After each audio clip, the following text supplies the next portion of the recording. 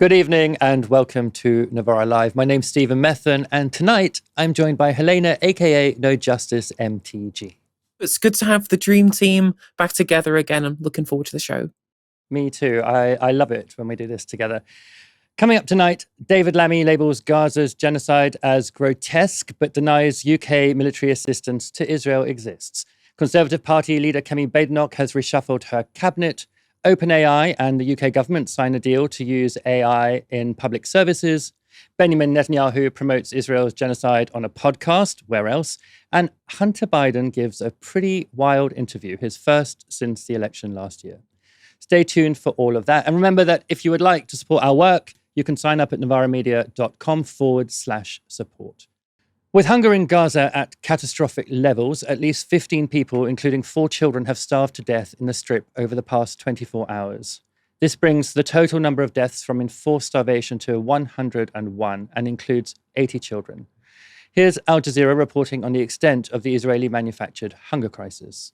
Musab al-Dibs can't contain her emotion as she sits at her son's bedside in Al-Shifa Hospital in Gaza City. She's worried about his worsening condition. The 14-year-old is severely malnourished and weighs less than 10 kilograms. He used to weigh 40 kilograms and was the pillar of strength in our family, supporting me and his sisters. The number of malnourished infants admitted is also increasing. Hussam's mother brought him here, desperate for help. Doctors describe his condition as dire. Because of the current situation, there is no formula, no food, nothing to drink. This is famine. I cannot meet my child's needs. We were admitted on Friday, and since then my son has been surviving on IV fluids. He's unable to walk. On Monday, Israeli forces began their ground invasion of Deir al-Balah, an area crowded with displaced Palestinian families and where many international NGOs have their Gazan headquarters. The World Health Organization reported that the IDF attacked its staff residences 3 times and damaged the main warehouse of the UN's health agency. The World Health Organization said this: Israeli military entered the premises, forcing women and children to evacuate on foot towards Al-Mawazi amid active conflict.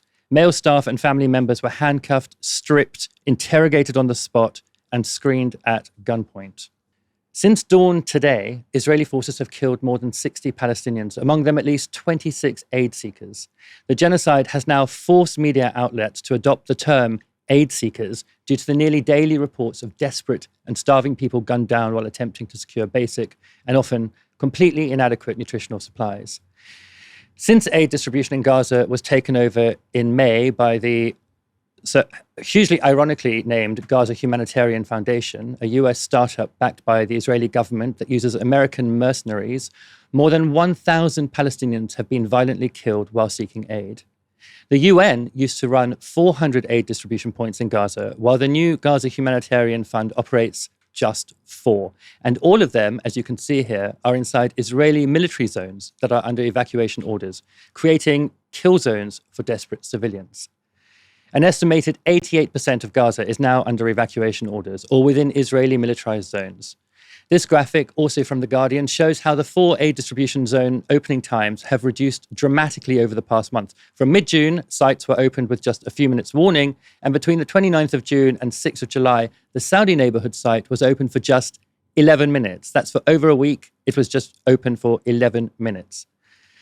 And the trickle of aid provided is doing nothing to prevent an unfolding and entirely Israeli-made famine. This is orthopedic surgeon Dr. Deirdre Noonan speaking from Al-Nasser Hospital. It goes right across the whole spectrum. Young adult men, adult women, teenagers that should be at the prime of their life and the peak of their health, that are just skin and bones, that I can trace out every rib on people who have no other reason to be hungry than the fact that they are being intentionally deprived of food. We've also been getting reports that doctors, nurses, and other healthcare workers operating in Gaza are also affected by the looming famine and fainting due to hunger and exhaustion. They also risk being killed and abducted by Israeli forces, and at least 1,400 medics have been killed by Israel since October 2023. So why have so many been killed? Well, this is how Israel's Special Envoy for Trade and Innovation, Fleur Hassan Nahum, explained it to Christian Gurumurthy on Channel 4. Now, targeting doctors is a war crime, as much of the killing in Israel. We are targeting terrorists. Unfortunately, why are you abducting doctors? Hide behind civilians. We have seen, unfortunately, that hospitals are used as terrorist sites. You know that. It's been proven. Well, don't tell me what I know. I mean, you make all sorts of allegations. The reports, yes, such as your allegations, there's also allegations. And ultimately, we have shown the world that there are tunnels under hospitals. I'm talking about the doctors. I'm not talking about the tunnels. I'm talking about the doctors who were being abducted. Gaza doctors were involved in the killing of hostages. Well, they're not so-called doctors. They are doctors. So-called Gaza doctors have been hiding terrorists in tunnels beneath hospitals. So I don't know. I'm not part of the intelligence community in Israel. Do you have any evidence for that? Has been taken, but I'm sure it'll be proven soon enough that this doctor was also involved in terrorist activities, as most doctors in most hospitals in Gaza, unfortunately. Well, a lot of those doctors have been released, having been abducted and taken off to be tortured. They've then been released. So perhaps they weren't terrorists after all. You have no evidence of what you're currently accusing Israel of. And maybe, just maybe, they gave some important information to Israel where they could arrest more terrorists. How about that? So the claim there, most doctors in Gaza are involved in terrorism. Now, we know from the documentary that the BBC was too scared to air, but Channel 4 did, the Gaza Doctors Under Fire documentary, that the IDF picks people up, picks medical staff up, simply because of social media activity in the past, statements that have been made. You know, that doesn't make somebody a terrorist. Someone, you know, in Gaza at some point on social media having said that they support Hamas or having, you know, even, for example, celebrated October the 7th. That is not the definition of a terrorist. The definition of a terrorist is somebody who engages in terror. But we know from that documentary that the IDF regularly picks up doctors and other medical workers, takes them off to sort of shadow sites, and then sometimes even takes them out of Gaza into Israel, imprisons them, tortures them in extremely inhumane ways. And yet this spokesperson has the cheek to come on and talk about all of Gaza's doctors, or most of Gaza's doctors, being involved in terrorism. Most of them are involved in stitching children and civilians back together after they've been blown up, or dealing with the symptoms of hunger, starvation, or of the diseases that spread through lack of sanitation. That's what most of them are doing. And we've all seen the footage inside Gaza's hospitals after there's been an airstrike, one of the many hundreds of airstrikes that have taken place. The absolute carnage of having to fix people so badly damaged by a war that, Israel will say they don't have nothing to do with. Israel's been quite good at saying that there's no one in Gaza who's not Hamas. This claim about Gaza doctors is simply an extension of that statement, a statement that's used time and time again to justify indiscriminate killing in a tiny enclave. So amidst all of that horror, what is our government doing about the starvation and murder of civilians among a seemingly unending flow of war crimes by Israel? Well, today, Britain's Foreign Secretary, David Lammy, along with representatives from 27 other countries, signed a strongly worded statement. The statement calls for an immediate end to the war in Gaza. And here's an excerpt from it. The suffering of civilians in Gaza has reached new depths. The Israeli government's aid delivery model is dangerous, fuels instability, and deprives Gazans of human dignity. We condemn the drip feeding of aid and the inhumane killing of civilians, including children seeking to meet their most basic needs of water and food. Well, thank goodness they condemn it. The signatories are mostly from European countries, but also include Japan, New Zealand, Australia, and Canada. The US is, of course, absent. But on the Today programme, Lammy was questioned on his record on Gaza. On the 20th of May, you stood up in the Commons, you described the situation as morally unjustifiable, Israel's military action in Gaza, which has expanded just in the last 24 hours, as we were saying. The Prime Minister called it intolerable. That was 9 weeks ago. The war is still going on. There is no ceasefire. Thousands more Palestinian civilians have been killed. Babies have died of malnutrition. No hostages have been released. And 9 weeks later, you release another strongly worded statement. Why are you not doing more? Well, let me be clear. I regret hugely that this war has not come to an end and that the United Kingdom, working with our allies, has not been able to bring it to an end. But let me also... Why have you not been... Mr. Lammy, you're the Foreign Secretary. You have more power than anybody else. Why have you not been able to bring it to an end? Let me explain to you how I have used that power. Right at the beginning, when we came into office, we restored funding to UNRWA when the last government did not. In September, I suspended all relevant arms sales that could be used in Gaza. I suspended FTA negotiations about a free trade deal. I'm reviewing the bilateral roadmap with Israel. 3 packages of sanctions on violent settlers and enables, and sanctions on ministers in the Israeli government. I hosted the Palestinian Authority, and Prime Minister Mustafa signed a memorandum of understanding with them. We sent more aid, and the aid that we focused on is actually medical equipment that is saving lives in Gaza as we speak. And none of that has stopped the war. None of that has stopped the war, has it? It has not stopped the war because the United Kingdom cannot act unilaterally to bring this war to an end. I wish we could, but the truth is, as many of your listeners will understand, we are unable to do that just as the United Kingdom. We have to work in partnership with our allies. That is what we have done. And I'm afraid if we do not see this war come to an end, there will be more action. But I stand on my record, and it's a good record, I believe. It's one that we can hold up, and it's one that you would find other governments have not done as much as the UK government has done to bring this war to an end. I mean, that is just not true. Yeah, he's done a few little bits and pieces, but there are plenty of things Britain could unilaterally do. We could impose widespread sanctions on Israel as a country. So not just on a few government ministers who are particularly rabid, and not just on West Bank settlers, but on the government of Israel and on Israeli companies and on Israeli products. These are all things that the UK could do unilaterally. Of course, it's not going to do any of those. And later on in the programme, Lammy was asked this question. What support is being given to the Israeli Air Force and the Israeli Defence Forces militarily by the UK? For example, RAF flights which overfly Gaza.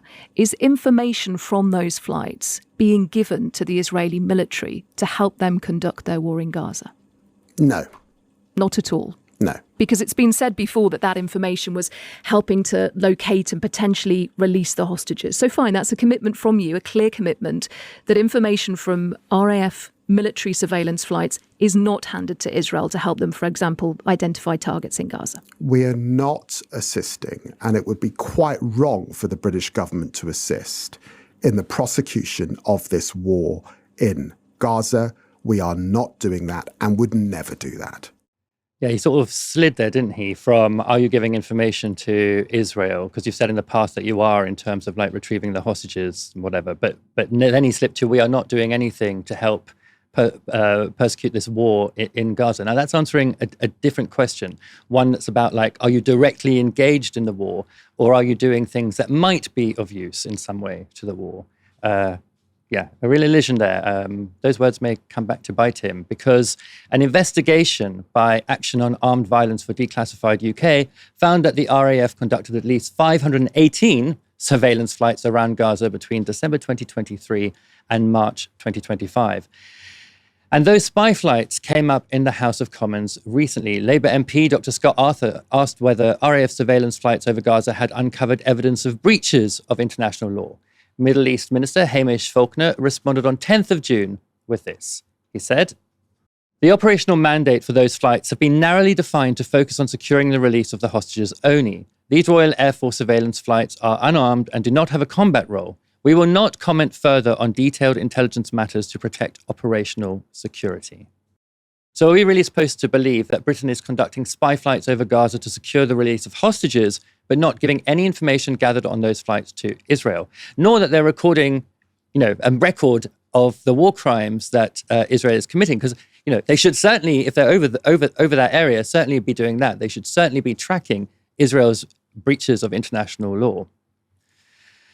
Will Lammy come to regret that flat denial, though? Well, Tory MP Kit Malthouse had some choice words for the Foreign Secretary in the Commons yesterday. I'm frankly astonished at the statement of the Foreign Secretary. At a time when we've got daily lynchings and expulsions on the West Bank, dozens being murdered as they beg for aid, I'm just beyond words, really, at his inaction and, frankly, complicity by inaction at what is going on. He himself said there's a massive prison camp being constructed in the south of Gaza. He knows that leading genocide scholars from across the world now are ringing the alarm bells, and yet he has the temerity to show up to this house and wave his checkbook as if it's going to salve his conscience. Can he not see that his inaction and, frankly, cowardice is making this country irrelevant? Can he also not see the personal risk to him, given our international obligations, that he may end up at The Hague because of his inaction? Helena, it's, for me anyway, a pretty shocking thing to see a former Tory minister remind a Labour foreign secretary of his international obligations and even threaten him with the possibility of appearing in The Hague.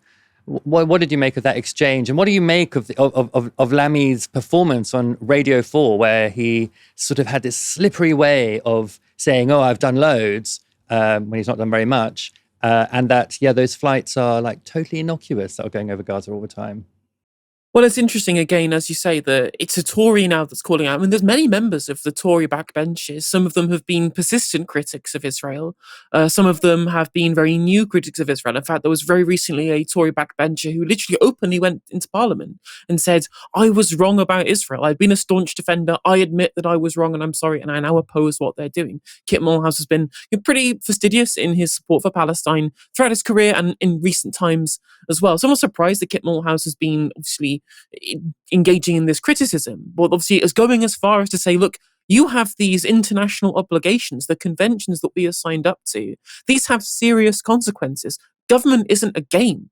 You're not playing a game here, David. You're playing not only with the future of the Palestinians, but your own freedom is on the line here, should you not actually engage in the international agreements that we are not only signatories to, but in some cases help draft as well. So he's absolutely right. And it's, again, it shouldn't be shocking to hear this stuff in the House of Commons. Whenever if we ever previously, at any previous time, had come up close to the edges of our international agreements, right, it would previously provoke lots of outrage. Except in the modern era, especially in a post-Iraq world, it's shocking to even hear it when it shouldn't be. There should be a basic position that we uphold these agreements, and yet we are still complicit. And as you say, with regards to David Lammy's statements, they're saying, oh, well, we don't actually share any intelligence, or we don't share this kind of intelligence. Well, Israeli military officials told the New York Times specifically that both the US and the United Kingdom are aiding them in intelligence from quote unquote air and cyberspace that they would not have access to themselves. So given that the IDF members themselves are saying that the UK is assisting them with intelligence, I think that David Lammy is telling porcupines, in my opinion. It certainly seems to look that way. And as you've pointed out, in terms of the reality of material opposition, it's okay to write strongly worded letters, like that moment in Team America with Hans Blix saying, well, we'll write you a letter telling you how angry we are, and that's how angry we're going to be, but we'll not actually change anything material, is what's happening here. As you point out, sanctions, the expulsion of the ambassador, who has been open in her desire to ethnically cleanse Palestinians in recorded footage that we have seen. Right, there should be an expulsion of the ambassador. We shouldn't be allowing, for example, companies that are owned by Israeli oil conglomerates who explicitly fund settlements in the West Bank to be drilling in Rosebank oil field as Delek Group that are allegedly engaging in the facilitation of illegal settlements, who own an oil company drilling in Rosebank. Why are we allowing these trade agreements? Well, there's no free trade arrangement, but we're not actually being punitive. We're not changing the previous relationship we've had where there is some level of engagement. The whole point of BDS as a concept is to shut off the economic ability for Israel to prosecute its war crimes, right? And that's what we need to see. The Israeli regime only responds to material pressure because, again, they are driven by an ideological zeal, almost a religious zeal, not in the sense that it is the kind of the religion of Judaism, right? But religious in the more broader term. You know, like there's the religion of the desire to colonize Judea and Samaria, insofar as strong words will not be enough. They only respond to material incentives either way. And that's what we really need to see from the Foreign Secretary. Conservative Party leader Kemi Badenoch has reshuffled her cabinet. Very exciting. So far, there's been one big announcement. Former Foreign Secretary James Cleverly is now back in the shadow front bench, where his brief will be housing, communities and local government, sitting opposite Labour Deputy Leader Angela Rayner. Cleverly was one of Badenoch's Tory leadership rivals, but came third in that race. Besides being Liz Truss's Foreign Secretary, he was also Education Secretary under Boris Johnson and Home Secretary under Rishi Sunak, though each of those posts only lasted a few months. But he's seen as a more moderate Tory, and Badenoch may be hoping his appointment triggers a bit of party unity, something that she's been struggling to generate. Now, this should have been a headline grabber for Kemi Badenoch, but in a sign of the completely diminishing relevance of her party, she was pipped to the headlines by Nigel Farage. Speaking at the Royal Welsh Show, Farage had this to say about the Tory reshuffle. Is it too little, too late for the party in terms of that reshuffle? Quite how? I mean, it's ridiculous, isn't it, really? He's called Cleverly and he represents Braintree, and I'm not sure that either really work, but never mind. No, James is absolutely charming. Absolutely charming. He stands foursquare behind nothing in particular, and so that rather suits the modern-day Conservative Party. Pretty funny, actually, I think. So what was Farage doing and how did he grab all those headlines? Well, he was there to announce the defection of a Welsh Conservative Senate member, Laura Ann Jones, to Reform UK, making her the first Reform member of the Welsh Parliament. Also at the Royal Welsh Show, Jones explained why she jumped ship. Well, after 31 years in the Conservative Party, I've just suddenly felt that the Conservative Party was unrecognisable to me. It wasn't the party that I joined over 3 decades ago. I could no longer sort of justify on the doorsteps Conservative policies that were happening, and I could no longer deal with the membership and face the membership and justify what the party were doing. This is what's right for the people of Wales, the people of Britain. And I truly believe that I've joined a party today in Reform UK that listens to people, is listening to people of Great Britain, and speaks to me, and I know speaks to many people in terms of the values that it offers and what it wants to see done. Wales is a complete mess, as you know. We've got the worst educational outcomes. We've got the health statistics, which are the worst in the UK. Farmers are getting battered, pensioners are getting battered, vulnerable people are getting battered, and we can't have this go on. Now, it's kind of interesting that Jones mentioned pensioners getting battered in that clip. That's because yesterday, Jones's new party leader, Nigel Farage, told reporters that the state pension age would have to rise faster than it already is, possibly in line with life expectancy. So the state's pension age is currently set to rise to 67 by 2028 and then to 68 by 2046. But Farage said this: I don't think we can really afford to wait to the 2040s, to be frank. If there is a sudden economic miracle, then it might change that. But it does not look to be happening anytime soon. I don't think the country has any choice. The state pension age will gradually have to be increased in line with life expectancy. There is little doubt about it. So I guess that is one way to stop battering pensioners. Instead, you batter older people still in work instead by extending the amount of time they're going to be in work far beyond what they had expected to be and more quickly. So what do we know about Reform's latest edition? Well, Laura Ann Jones has been a Conservative Party member since the mid-90s. She sat in the Welsh Parliament in the mid-2000s and was re-elected to the Senate in 2020, where she served in various shadow ministerial posts. But she's been at the centre of a few scandals. In May last year, South Wales Police launched an investigation into Jones's expenses claims. Just a month later, WhatsApp messages emerged which appeared to show Jones instructing an aide to inflate her petrol expense claims. In one, a message from Jones's phone appears to instruct an aide to always add in more stuff than she did for petrol claims.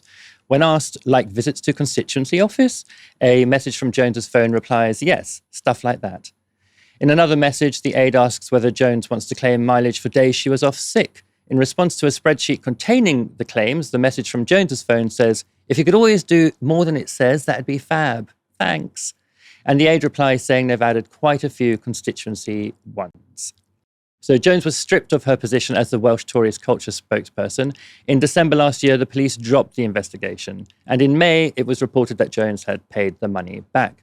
But before that, it also emerged that Jones had used a racist slur in another WhatsApp chat with colleagues. In a discussion about Chinese-owned video app TikTok, she said she had kicked up a fuss and added, and I quote, "And I apologize, no chinky spies for me."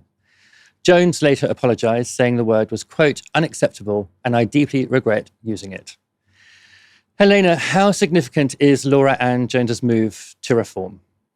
As you say, it is very interesting that the headline news of a Tory reshuffle completely overshadowed by Reform UK just existing and doing anything. Nigel Farage goes, well, we're going to try and cut crime in half. How? By making it illegal, I guess, without any kind of actual plan for doing so, is far more interesting to voters than literally anything that the Conservative Party doing, which shows you why we're in this position. Insofar as I think there's a lot of anger at the Conservative Party, and there has been a lot of anger for the 14 years of misery that they subjected the country to. And everyone is furious on both the left and the right with the Conservatives. And it shows that no one cares what they're thinking about, no one cares what they're doing, and no one really wants to vote for them, given that they're almost behind the Liberal Democrats in the polls. The issue, of course, is what this means is that loads of Tories have realised the ship is sinking and the rat's now deserting to Reform UK. And given the level of anger with the Conservative Party and the ascendancy of Reform UK, you think people might be a little bit more sceptical of the fact that Reform seems to be the Tory dumping ground, given how much animosity there is towards the Conservative Party as an entity. The reason why this doesn't get much traction is that a lot of Reform UK's voters are politically low propensity voters. That's who they really target, people who they believe have been left behind by the political class, who they specifically target with their voting message, who aren't going to be politically well connected or well versed enough to understand that these are ex-Tory MPs, right? Because it's or members of the Senedd in this particular instance. You know, like it's not just this. You got obviously Andrea Jenkins, Jake Berry, Tim Montgomery. I mean, Nigel Farage and Rupert Lowe used to be members of the Conservative Party, although that was quite a while ago. And their latest MP, Sarah Pochin, was a Conservative Party member as early as 2022. As recently as 2022, rather. So it is just a dumping ground for ex-Tories, right? There was a moment at the last round of local elections that my friend told me about. When he was there was one of those Reform Party greeters at the polling station, and people had come out saying, I didn't realise that the Conservative Party candidates from last time, the previous Conservative councillors, were running as Reform UK. This Reform UK poll watcher didn't realise that he was literally being a canvasser for the Conservative Party that he wanted out of office. He didn't even know that the polls that he was watching were for Reform UK councillors who were previously Tory councillors in the particular ward that it was, which is in the area close to where I live, right? When the fact that their own party members don't realise that they are just electing ex-Tories, I think it needs to be further broadcast just how similar these parties are and just how much of the dregs of the Conservative Party really do belong in Reform UK.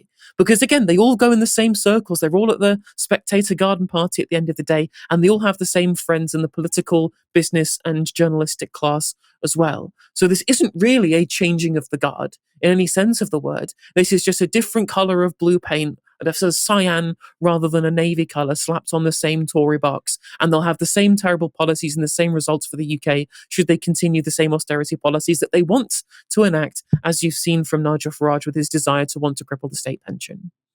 Yeah, and I think it's also worth remembering that there were at least 2 occasions in recent history where Farage made offers to the Tories to join them. One, I think, was under Boris Johnson and later with Rishi Sunak.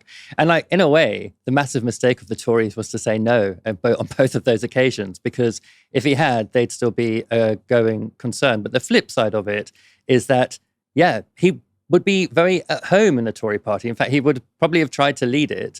And reform is really just a kind of, it says a lot of different things, but as you say, with like the kinds of people who are defecting to reform or who are joining it at this early stage where they can sort of get in on the ground are largely Tories. I think you're right. That should be more widely broadcast more often. The British government has signed a new deal with Sam Altman's OpenAI, the company that developed the large language model ChatGPT. According to the Memorandum of Understanding, the government will work with OpenAI to increase productivity in the UK's public services. The technology could be deployed in areas including justice, education, defense, and security. And it could also mean that the firm gains access to government data, a very useful store of information for a private technology company.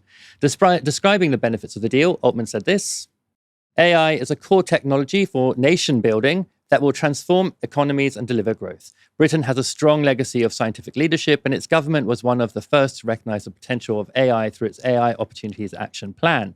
Now it's time to deliver on the plan's goals by turning ambition to action and delivering prosperity for all.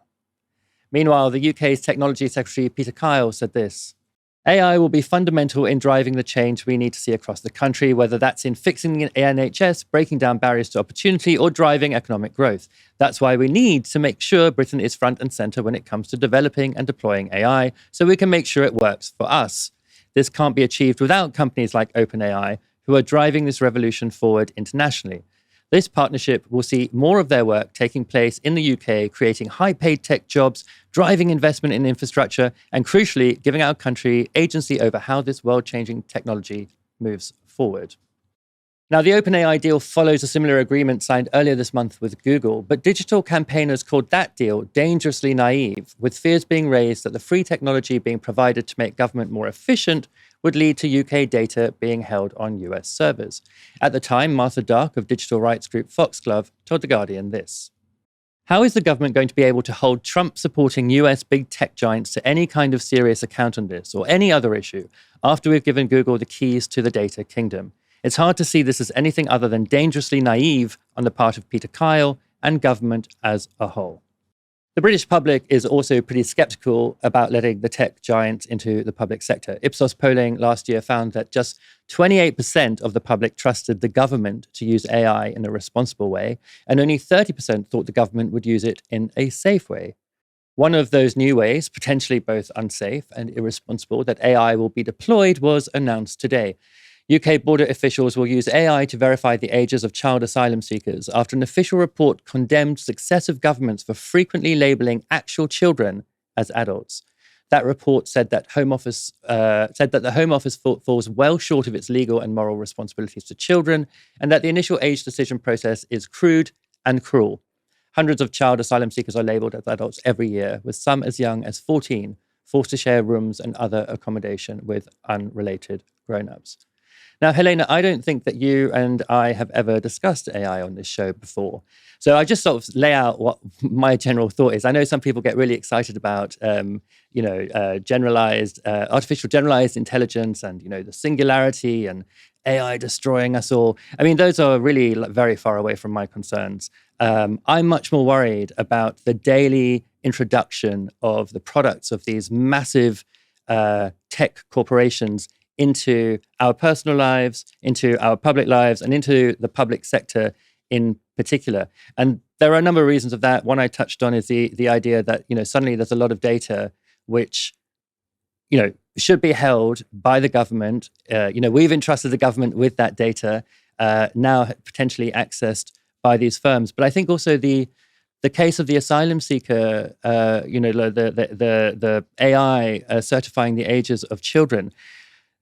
There's a thing with technology that often happens, which is that people trust it much more than they trust people to do the job. So, people are obviously failing at this job quite a lot. They're identifying or misidentifying children as adults fairly frequently. Then you bring in a tool like AI, and users of it just kind of entrust it to make a better judgment than they'll be able to make.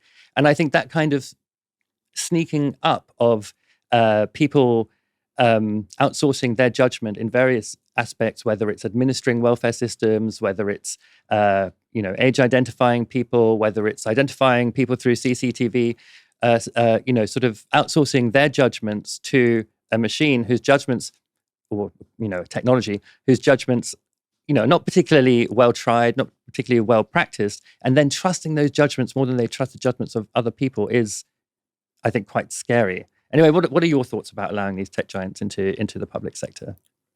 I think you're really right to be skeptical of people being trusting of the machine, forgetting, of course, that the machine itself is only as fallible as the people who created it in the first place. We all saw what happened with Grok, right? If you put somebody who is amenable to fascism in charge of your AI, it will spit out things that are also amenable to fascism. This is obviously a big problem in allowing these tech giants so much power, in that the thing that is controlled by the tech giants will always have the interest of the tech giants at large, because why would they program something that was outside of their own interests, especially if they are looking to make money out of it, as private corporations are. They have a single thing that they have to do, is their fiduciary responsibility to generate revenue for shareholders. That's the whole point, right? Anything that goes contrary to that narrative, that contrary to that kind of central material interest, will not be the end result of the product that they create. And that is obviously the problem in terms of like the basic material relationship between government and these big AI platforms. If they do get adopted broadly by the public sector, as well as the fact that it means that our governments therefore become more beholden to these private sector corporations, right? The whole problem with AI, the biggest problem with AI that I've talked about from the start, is that the ownership model means that all the information, all the productivity gains, all of the revenue that gets generated by this is going to be subsumed by the interests of these private corporations, when there could theoretically be a world in which we use these productivity gains, in which we use the labor that this replaces to reduce the burden on everybody. There could be a theoretical world where having public ownership or collective ownership of AI means that any productivity or revenue gains from such technology is used to benefit everybody and lessen the burden of labor on the general population. But that's not what's going to happen. It's going to mean that we lose our jobs, and all revenue that gets created goes up to the top, and therefore it won't trickle down, as is the problem. Now, when it comes to this being involved in the public sector as an outsourcer to the private sector, that puts more power into corporations and taken away from government. The Labour Party, in the run-up to the election, said we'd see the biggest insourcing of a generation, right? And yet we're still getting outsourcing, not just to private AI companies, but to consultants as well. Another broken promise from this Labour Party. This is the opposite of insourcing, right? This is actual literal outsourcing, which means that we're going to have this bigger control over governments by private corporations, just as we're seeing in the United States right now, where the oligarchs are the ones who have the ear of the president.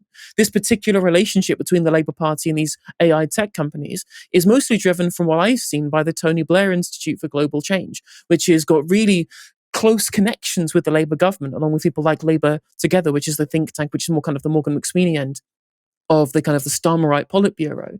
And they have really deep relationships with these AI companies, right? Where at the Tony Blair Institute for Global Change's conference on this stuff, they literally had Will I Am from the Black Eyed Peas on to talk about how he was going to create AI music, which of course would be stealing content from actual creators, actual creatives, which is something our country is some of the best in the world at. So AI is dangerous in terms of how it's going to usurp the jobs of people in this country. And Tony Blair's whole plan for this was to essentially cut public sector roles to replace them with AI. So it's going to come for jobs in the public sector. And again, the revenue for all of this all going to generate, the additional productivity, is going to be subsumed by these private sector contracts for government work. Like, all of this is bad. There's nothing good that can come of this. And on top of this, these companies who have, again, very little in terms of social utility that they have to care about, their only concern is generating profit, they're going to have access to all this data, which is, of course, one of the most important commodities in the digital world, right? It really is kind of the extra new phase of techno-feudalism, where not only do we kind of subcontract out so much of our life to big tech companies in the private sector, they're coming for the public sector role as well. I do not like this one bit. I totally agree on the ownership model as well, especially since all of these large language models have been trained on the products of human beings, products of writers, researchers, journalists, various other kinds of producers of content over, history. And suddenly that, massive archive of human endeavor and creativity has been commercialized by these firms to train these models without actually giving anything back to not even the people who've produced those things, but let alone them, to humanity in general. The only promise that's made is that they will, presumably eliminate various kinds of jobs and also make other sorts of jobs, I guess, in many ways simpler to do. So it's a kind of like neoliberal idea that actually the promise of AI here is really just efficiency. It's nothing more than that. It's not more like, clever ideas or brilliant creativity or even scientific discovery. It's just efficiency. It's just, as it were, thinking of humans as inefficient and replacing them with something which is regarded as more efficient, where the only value on which you regard, the only spectrum of value on which you regard these things is efficiency, where efficiency means being cheaper in general. If you think about neoliberalism is beginning as privatization, so like cutting off parts of the public sector. And then the second phase being, okay, well now the public sector, its job is not really to provide services, but rather to provide a market for corporations to get involved in contracts for providing those services. So the job of the public sector is no longer to service people, but to service those corporations that get involved. There's a way in which that's all driven by the ideology of efficiency. The private sector is more efficient than the public sector. And now with AI is more efficient at these menial tasks than human beings. But it's also more than that in this case, because it's not just that the promise of AI is that, it'll do things more quickly. I mean, I read something where, civil servants were talking about how the use of AI tools save them on average 27 minutes a day. So some efficiency, but not a huge amount. There's also, and especially in someone like Peter Kyle, this kind of almost religious sense of the great untested future of AI, all the ways in which it's going to unlock various things. A way that's sort of religious in the sense that it sort of thinks of it as automatically better than human beings at doing many things. That it thinks that information is better than thought, and doing is better than thinking, without any sense of why that should be the case. I don't know. What do you think about it? Do you think this is just an extension of neoliberalism, or do you think this? You're talking about techno-feudalism there. Do you think this is a sort of a different variety, a different ideology that's entering the scene? I think it's just a more kind of an evolution of this level of kind of a broader way in which it seems to be infecting every single sector of our daily lives now at this point. There's been lots of kind of, for example, a lot of commentary on how a lot of entry-level jobs are being taken by AI. And I see, there was an interesting article that was published by Skandar Amarnath about this might not be as bad as we say that it is. But I'm always going to have a level of skepticism when, again, there is just this, again, the material relationships can't be changed here. There is a material relationship here which has to be broken down, because at the end of the day, all that matters to these people is profit, and they will do whatever it takes to be able to get there, right? That's unless you break down the material relationship between the end user, the provider, and where the revenue stream goes. I don't see how any of the problematic elements of this get taken down. Israeli Prime Minister Benjamin Netanyahu might have an international criminal court arrest warrant out on his name, but it hasn't stopped him appearing on the podcast circuit. Netanyahu was recently interviewed by Kyle Forgard and Aaron Steinberg of Nelt Boys on their Full Send podcast. And if you aren't fully immersed in the Manaverse and its content, the Nelt Boys are Canadian-American dude bro YouTubers known for prank videos. They've diversified into interviewing major right-wing figures like Donald Trump and Elon Musk, and 3 of their members visited Israel in March 2023. Here's what Netanyahu had to say to the Full Send podcast's 2 million-strong subscriber base. What do you think the biggest misconceptions are about Israel? Well, first of all, they don't know what kind of an open society it is, how pluralistic. I mean, we live in the heart of the Middle East, okay? Iran is not that far away. In Iran, they hang gays by cranes. In Israel, probably Tel Aviv is one of the, the most open, liberal-minded city on earth. Israel is a high. We visited there, yeah. It's completely different. Our assistant's gay too. He had a good time. Well, you can vouch. Yeah, okay. No, we all had a great time. Look at that. How about women? Okay, women in Iran, they shoot the women. They shot this extraordinarily brave and beautiful woman, shot on the sidewalk because she showed too much hair. In Israel, women are, you know what women, I'll tell you what the difference is, okay? So I had this young woman officer in my military secretariat. The Prime Minister has military secretariat, and usually has a general and it has staff assistants. One of the staff assistants was this young woman, pilot, navigator, on leave from the Air Force to do this work in the Prime Minister's office. You know what she did now? She was flying over the skies of Tehran, attacking this horrible regime that tyrannizes the women in Tehran. That's the difference. The women there get shot on the sidewalk, and an Israeli woman pilot helps liberate Iran, quite the women of Iran. And boy, that's a big difference. Women in Iran get shot on the sidewalk, and Israeli women in the IDF shoot other people on the sidewalk. Netanyahu went on to describe gays for Gaza as chickens for KFC. Now, if you think you're seeing some pretty unchallenged pro-Israel propaganda now, it gets even more extreme. Why do they say Israel's like starving the people of Gaza? Well, because we're trying to get the food in, and we let food trucks in, and guess what happens when we let them in? Hamas steals the food, takes the good chunk for itself, then sells at inflated prices. They jack up the prices, and then they sell the food to its population, to its hungry population, if they give them at all, and then use the money that they take from their own people to recruit more killers into their terror machine. That's what happens. Now, that picture of Israel sending in truckload after truckload of aid, an ocean of aid into Gaza that just gets stolen by Hamas and diverted to, I don't know, the few thousand fighters that they have, they're all feasting. And that's what's causing starvation in Gaza. That's what's causing, probably in the coming days, us all to start witnessing, the mass starvation, the death from starvation of people on our phones. That's got nothing to do with Israel. That's Hamas stealing billions and billions of trucks worth of aid that Israel is trying to send in. Now, none of that seemed to go unchallenged. Seemed to go challenged in that interview. And during it, Steinberg also joined Netanyahu in dragging Democratic New York City mayoral candidate Zoran Mamdani. Even in New York City, right? What's Zoran? Yeah, he's an anti-Semitic guy. Yeah. The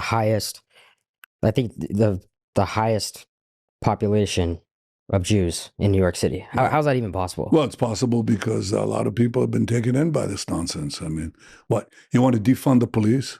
You want to have people go into stores and, rob them and be free? You think that really creates a good society? You want to crush all enterprise? You want to tax people to death? I mean, that's a one-term effort. But, sometimes you have to get mugged by reality to understand how stupid that is. My God. Anti-Semitic, communist, defund the police. Mamdani's really coming for New York in multiple evil ways, according to that podcast. And of course, to this fine man, Benjamin Netanyahu, who's never done anything wrong in his life. The Knelt Boys have faced backlash for their Netanyahu interview, and the top comment under the video with 13,000 likes is unsubscribed. Many critical comments focus on the Knelt Boys asking Netanyahu whether he prefers Burger King or McDonald's during the enforced starvation of 2 million people in Gaza. In response to the backlash, Forgard and Steinberg joined left-wing streamer Hassan Piker on his channel. Here they are defending the Netanyahu interview. Just because we platform someone, it doesn't necessarily mean that we're trying to help them. Or I think viewers are a lot smarter than they think they are. Okay, Benjamin Netanyahu is a multiple decade politician and has been the leader of Israel in perpetuity.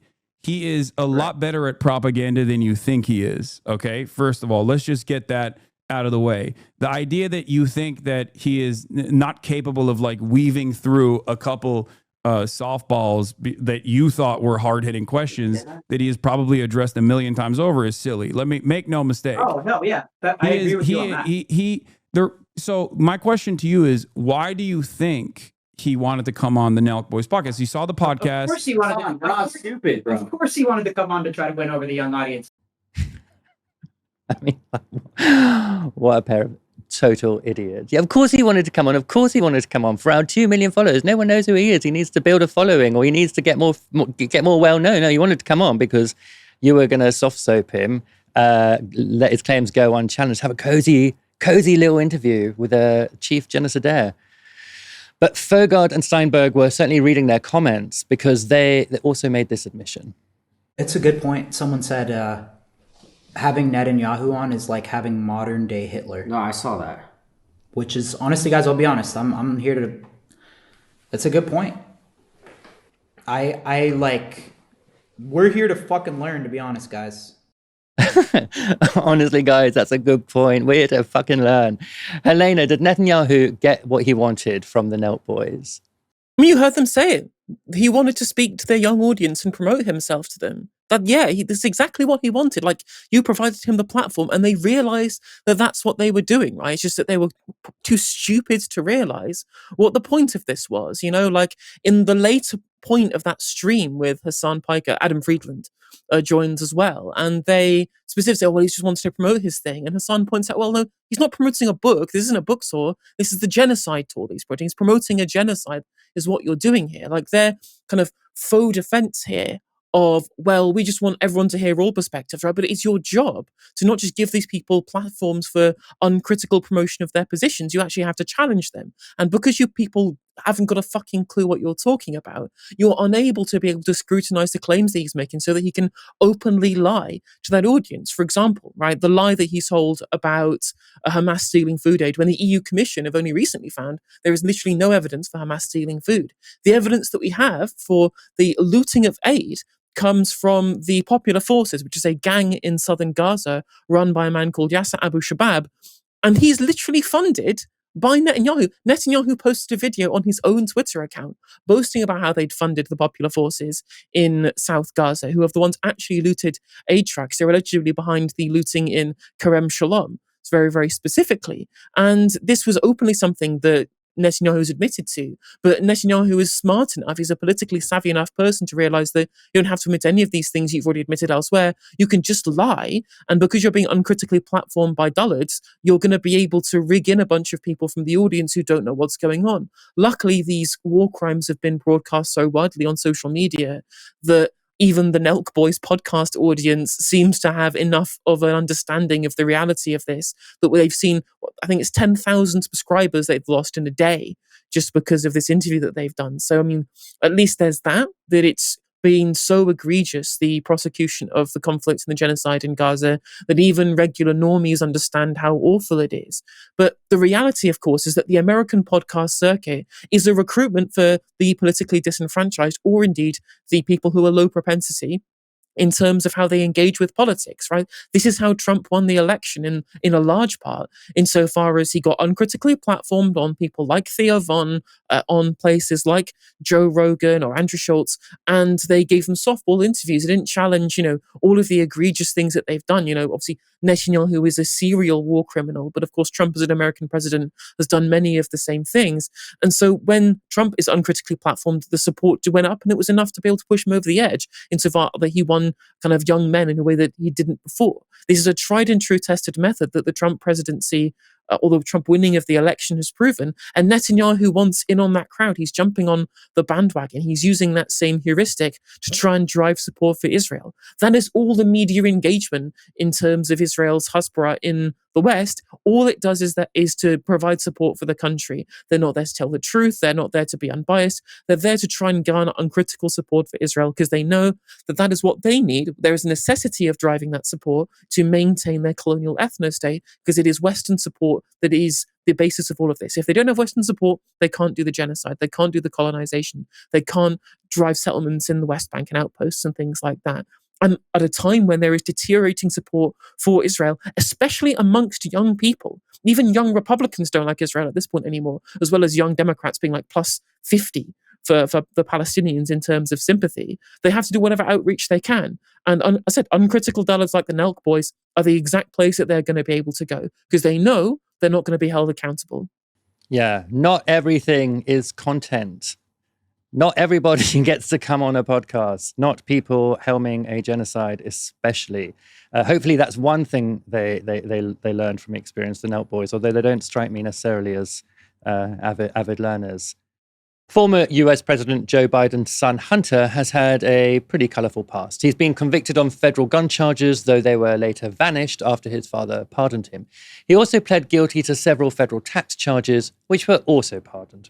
And he has a pretty well-documented history of drug abuse. But now he's given an interview to YouTube's Channel 5 News. Now, that's nothing to do with the UK channel. It's just a YouTube channel. And it's his first interview since last year's election, when his ailing father was forced out of the race to make way for his then Vice President, Kamala Harris. And it's safe to say that Hunter isn't over it. For some reason, the intelligentsia of the Democratic Party, with 2020 hindsight, believes that Joe Biden should have considered not running again because of their perception that he was too old. And so then the drumbeat began. And the New York Post the New York Times, on a near daily basis, egged on by the Pod Save America saviors of the Democratic Party, with four white millionaires that are dining out on their association with Barack Obama from 16 years ago, living in Beverly fucking Hills, telling the rest of the world what black voters in South Carolina really want, or what the women in the waitress living outside of Green Bay, Wisconsin really believes. I mean, what the fuck? You remember this, is that everybody talks about Joe Biden now as if he was somehow the choice of the Democratic Party. Bullshit. We lost Iowa. We lost New Hampshire. We came in second in Nevada. David Plouffe and David Axelrod went on TV. They said that there's no way Joe Biden can get the nomination, not a chance in the world. Mike Bloomberg is going to crush him in California. Elizabeth Warren's going to beat him in Massachusetts. There's going to get wiped out in Texas. He doesn't have the money to run. A lot of rural voters said, fuck you, we love Joe. A lot of urban voters said, fuck you, we love Joe. And they voted for him overwhelmingly. I mean, he's definitely not wrong about the Pod Save America guys and their sort of type, the kind of circles they move in, that kind of smug, lazy intellectualism that often dominates the Democratic Party. But he's also talking there mostly about Biden's 2020 legacy, because it was, really clear to everyone that things had changed by the time 2024 rolled around. And it was in that period, ahead of the November elections last year, that actor George Clooney, a major Democratic Party donor, penned this piece for the New York Times. I love Joe Biden, but we need a new nominee. That was in July 2024. Now, Hunter had an opinion on that too. George Clooney is not a fucking actor. He is a fucking, I don't know what he is. He's a brand. And by the way, and God bless him. You know what? He supposedly treats his friends really well. You know what I mean? Buys them things. And he's got a really great place in Lake Como. And he's great friends with Barack Obama. Fuck you. What do you have to do with fucking anything? Why do I have to fucking listen to you? What right do you have to step on a man who's given 52 years of his fucking life to the service of this country and decide that you, George Clooney, are going to take out basically a full-page ad in the fucking New York Times to undermine the president? Then there's this bit where Hunter takes on the Trump family. Meanwhile, these motherfuckers... With Trump Mobile, we're going to be introducing an entire package of products. They're selling gold telephones and sneakers and $2 billion investments in golf courses and selling tickets to the White House for investment into their meme coin. Overnight, President Trump returning to the White House after a black tie gala for the biggest buyers of the Trump crypto coin. The Qataris give him a jet, and the Emiratis put $2 billion into their cryptocurrency, and the Saudis are going to build a tower. And I mean, and by the way, that's just what we see. What they are openly doing. They're openly doing. And nobody's batting an eye. Don Jr. is opening a club called the Executive Club in Georgetown, in which it is promised that you will be able to rub shoulders at the cost of a $500,000 initiation fee. The $500,000 membership fee would make it the most expensive private membership club in the country after Mar-a-Lago. To join the club with people and decision makers in the cabinet of his father. Mm-hmm. Now, the launch party on Saturday night included a who's who from the Trump cabinet, with Secretary of State Marco Rubio, Attorney General Pam Bondi, SEC Chair Paul Atkins, Dr. Oz, and a lot of others. What is that other than literally the sale of influence? And by the way, that's just like a side thing for them. There's probably pretty right about that, although, the Trumps are a particularly brazen, peddler of influence, or peddlers of influence, pretty brazen about enriching themselves through various crypto schemes, various merchandise. But it's not like Democrats haven't been guilty of that, maybe not to the same degree or quite so brazenly in the past, but certainly they've not been innocent of it themselves. Now, there's a lot more in that interview. It's like over 3 hours long. In it, Hunter is He's extremely warm about Kamala Harris, but he's deeply scathing about the Democratic Party machinery. He also talks quite a lot about his recovery, while kind of bizarrely also giving somewhat clear instructions about how to make crack. So, hey, there's something in it for everyone. And it's been viewed 1.4 million times in just a day. Helena, I think this was actually the most that I've ever seen of Hunter Biden. And, you know, I had a slightly uncomfortable feeling watching the interview. It seemed to some extent a little bit exploitative. To another extent, it was clearly like a guy who really wants to protect the reputation of his dad. There was also a kind of aspect which was like, is this a pitch into like political life, which seems unlikely to succeed? I don't know. What did you make of this interview and his interventions here? I mean, no matter everything, I can't bring myself to dislike Hunter Biden. I know that he's not a particularly great person, but it's just the fact that he makes right-wingers so angry, essentially for no reason, just because he's related to the guy who was president. It just gives me a small soft spot for him that I really can't shake. But regardless, in terms of the content of the interview, especially the clips that we've just seen, I think you're right. I think that his criticisms of the Trump grift sphere are entirely on point. I couldn't disagree with any of that. But when it comes to Joe Biden, I understand. I understand that he is obviously wanting to defend his dad, and that's a natural inclination. But quite frankly, his claims are complete nonsense. Whilst I've been many times on this show, have been reasonably complimentary about some of the domestic policy regime of the Joe Biden administration that I think was unfairly maligned because of global economic headwinds that were outside of their control. There were plenty of things within their control they could have done to ensure that they didn't lose the election over the economy because of failures on things like letting certain benefit programs or certain Medicaid programs expire in 2023 when they could have extended them past the election, not using their power to be able to enact positive legislation like no wage cuts, being harder on people like Manchin and Sinema to ensure that things like the initial Build Back Better plan had gotten pushed through and they've been able to expand on the social programs that they said they wanted to do. Hunter Biden mentions that people from the progressives were behind Joe Biden. It was terrible. They got rid of his nominee without realizing that the progressives basically only got behind Joe Biden because they realized they didn't actually have the ear of the Kamala Harris campaign that was very establishment in nature. She was being implemented by the establishment as their candidate to ensure continuities. There was no challenge. But in terms of the actual ear of the administration, it was the fact that Biden was there that people like Sanders got implemented into the Senate Budget Committee, or we had the Biden-Sanders Unity Task Force over policy, AOC being put on things like Green New Deal planning. So these were things that they had access to with Biden that they didn't with Kamala Harris, and why there was so little focus on economic policy from the Harris campaign than previously was in the Biden campaign that came in 2020. But on top of this, he didn't just get removed because people didn't like him or because people wanted a change of guard. There was internal polling, especially after the debate, that showed that they were going to have a loss by over 200 electoral college votes. That's what the internal polling was like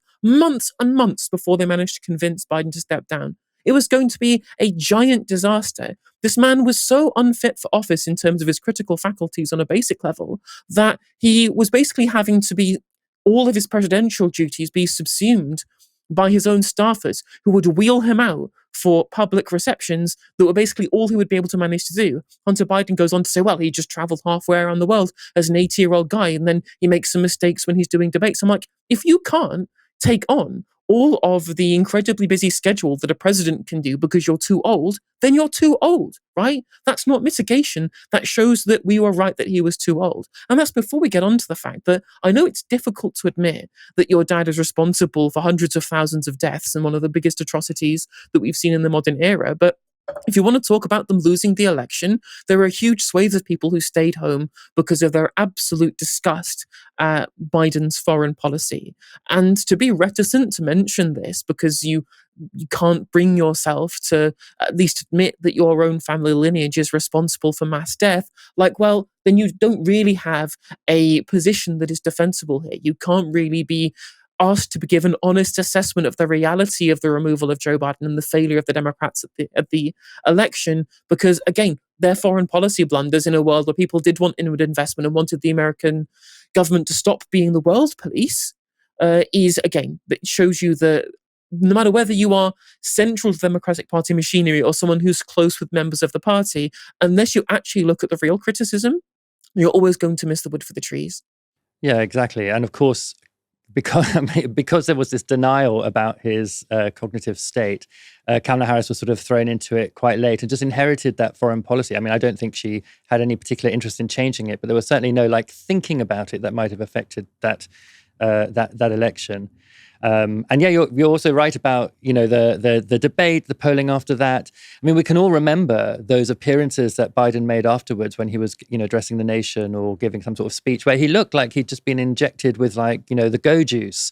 He was sort of kind of alert, but not quite there in various ways. And I think that one thing that actually the Biden administration could have done right from the beginning to make for an easier run in 2024 to sort of ameliorate the effects of that election and of the Trump campaign was that they could have secured Roe v. Wade in various ways. I mean, there could have been via executive orders or other mechanisms. People have got a lot of ideas about how they could do it, but they didn't do it. And that meant that actually the entire messaging of the Democrats' election was reproductive rights. That could have all have been taken care of, and then they would have had space to talk about the economic things, for example. But they made this determination that this trap that, in a way, the Republican-dominated Supreme Court had laid for them would be the central message of their campaign, and that was a politically deeply foolish thing to have done.